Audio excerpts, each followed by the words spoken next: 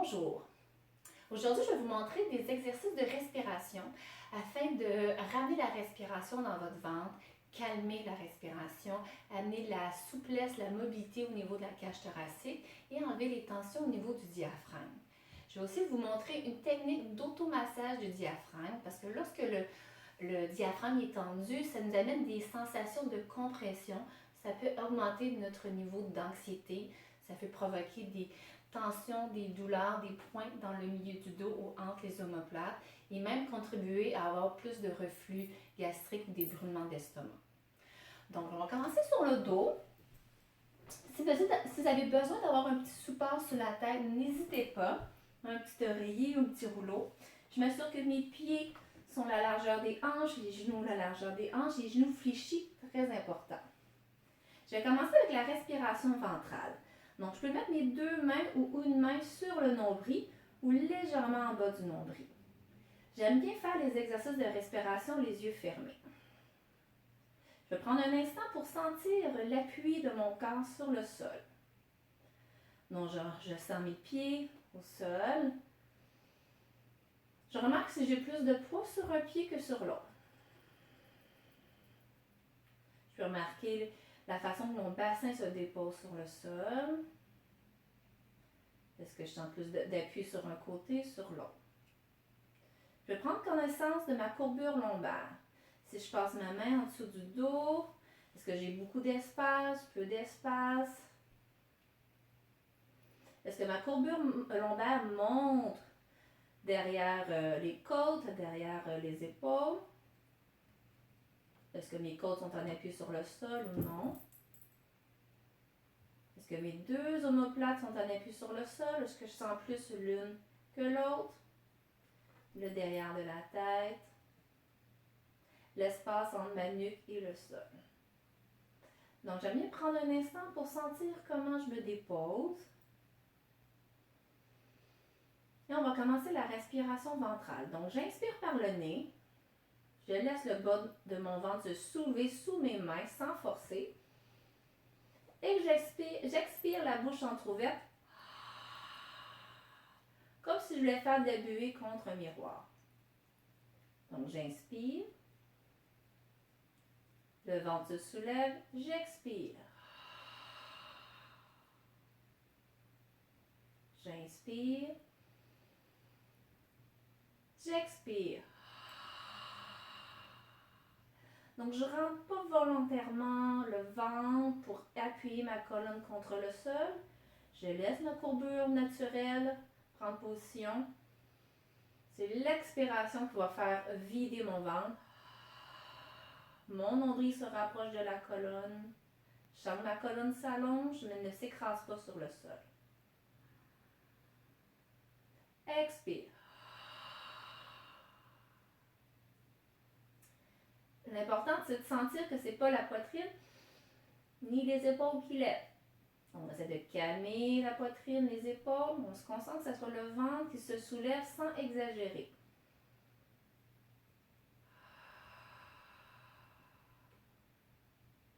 On inspire.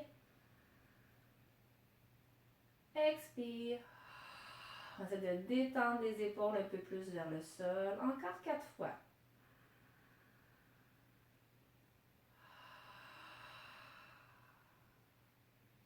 Inspire.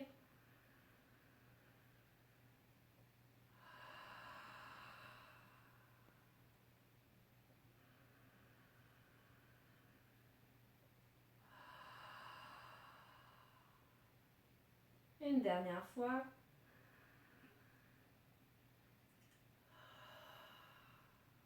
Et je relâche.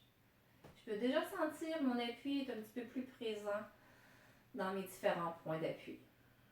Je vais déplacer mes mains de chaque côté des côtes. Un léger espace entre mes mains. Donc, je vais faire l'inspiration de la paille. Ça permet d'ouvrir les côtes et la cage thoracique. Je vide d'abord l'air de mes poumons. Je forme un petit trou avec mes lèvres et j'aspire à travers une paille imaginaire.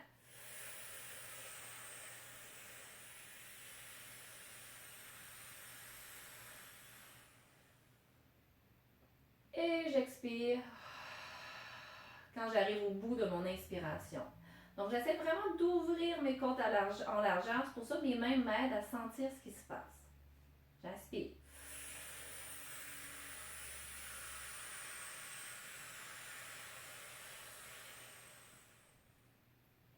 Et j'expire. Remarquez s'il y a un côté qui rouvre plus que l'autre. Essayez de mettre l'emphase sur le côté qui rouvre moins en stimulant avec votre main.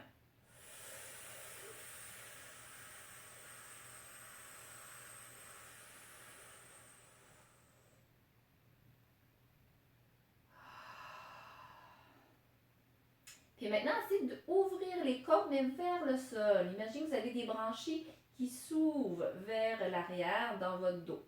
On y va. 2 fois comme ça.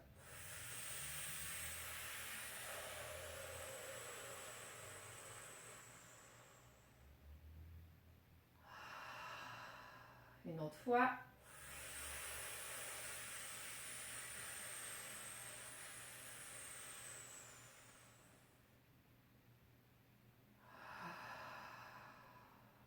Prenez une petite pause. Remarquez comment votre cage thoracique s'appuie sur le sol. Et comment votre respiration est un peu plus ample. On va enchaîner avec le passage du ballon d'air. Donc, je mets une main sur le bas du ventre, en bas du nombril, entre le nombril et l'os pubien. L'autre main sur le sternum en haut de la poitrine. Donc, j'inspire par le nez et je forme un petit ballon d'air sous ma main. Je bloque ma respiration et je creuse le ventre pour déplacer le ballon d'air sous ma poitrine, sous l'autre main. Toujours en bloquant la respiration, je repousse le ballon d'air dans le bas du ventre et j'expire. On y va tout doucement. J'inspire. Je bloque. Je monte le ballon d'air. Donc, je creuse. Je veux venir bomber la poitrine. Je repousse. Et j'expire.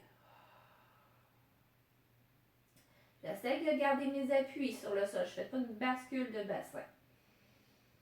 J'inspire. Petit ballon d'air. Bloque la respiration. Creuse le ventre. Monte le ballon d'air. Creuse, creuse, creuse sous les côtes. On repousse. Et on relâche. Et là, évitez de lever les épaules lorsque vous montez le ballon d'air.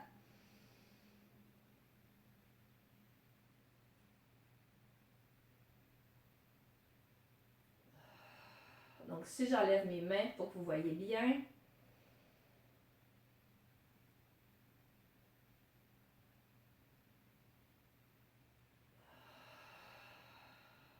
Une dernière fois si ça va.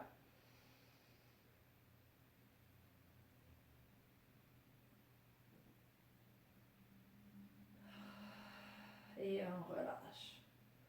Prenez conscience de vos appuis sur le sol, votre bassin, vos épaules, omoplates, vos côtes. On va poursuivre avec l'automassage du diaphragme. Donc, il faut visualiser que notre diaphragme s'attache sur les côtes et fait une coupole ici en forme de dôme, comme le toit du stade olympique. Okay? Et il y a des trous dedans aussi. Donc, je vais coller mes doigts ensemble déjà en forme de crochet. Je vais repérer mes côtes et je vais laisser une main de distance entre mes 2 mains. J'inspire. Et à l'expiration, j'essaie de relâcher mon ventre. Laisser mes doigts rentrer sous mes côtes. Je peux tirer légèrement mes côtes vers l'extérieur et vers le bas, comme si je voulais les éloigner. Et j'inspire, je relâche. Je déplace un peu mes doigts et je le fais une deuxième fois. Donc, je relâche le ventre, je vide l'air de mes poumons, je rentre mes doigts. Qu'est-ce qui va m'empêcher d'aller plus loin? C'est mon diaphragme. Mes doigts vont buter, vont s'appuyer tout doucement contre le diaphragme et je relâche. Je place un peu mes doigts plus bas. J'arrive sur les côtes flottantes. La sensation est différente. J'expire. Je laisse rentrer mes doigts sous mes côtes. Tout doucement. Et on relâche. Et je reviens à la toute fin au milieu. Je repère un petit os ici, l'apophyse xiphoïde. Je descends mes doigts un peu plus bas.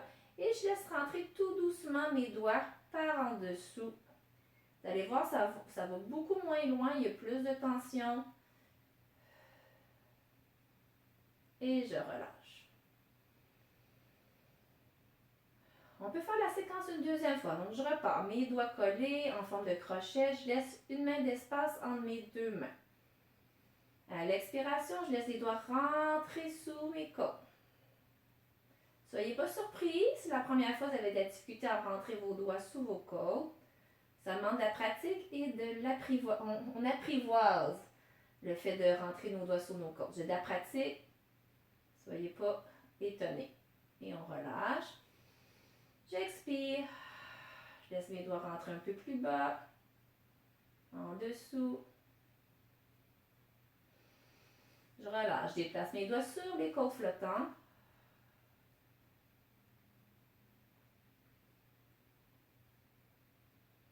Et je relâche une dernière fois. Un peu plus bas que l'apophyse xiphoïde. Je laisse mes doigts rentrer en dessous. Ça va rentrer beaucoup moins loin. Et je relâche. Ramenez les bras de chaque côté. Prenez un instant pour sentir comment vous déposez sur le sol. Est-ce que vos côtes se sont rapprochées du sol? Est-ce que votre courbure lombaire est beaucoup moins accentuée? Remarquez la détente dans vos épaules. L'amplitude dans votre respiration.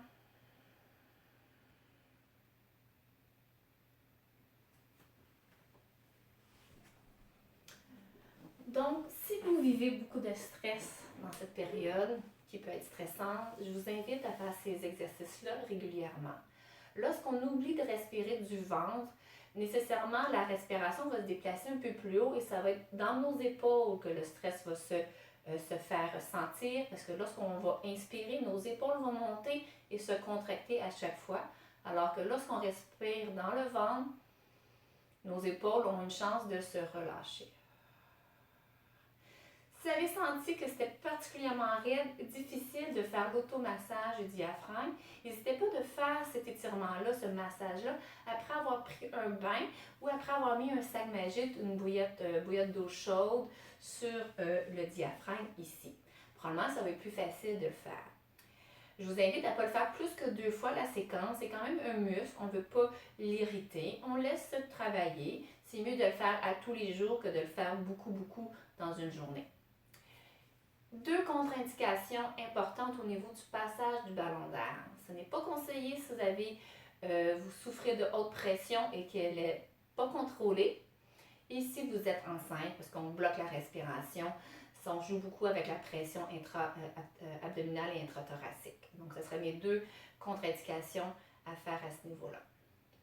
N'hésitez pas, vous avez des questions, vous m'écrivez à info@commercial-alineasanté.ca et je vous souhaite un beau moment de détente. Merci. Au revoir.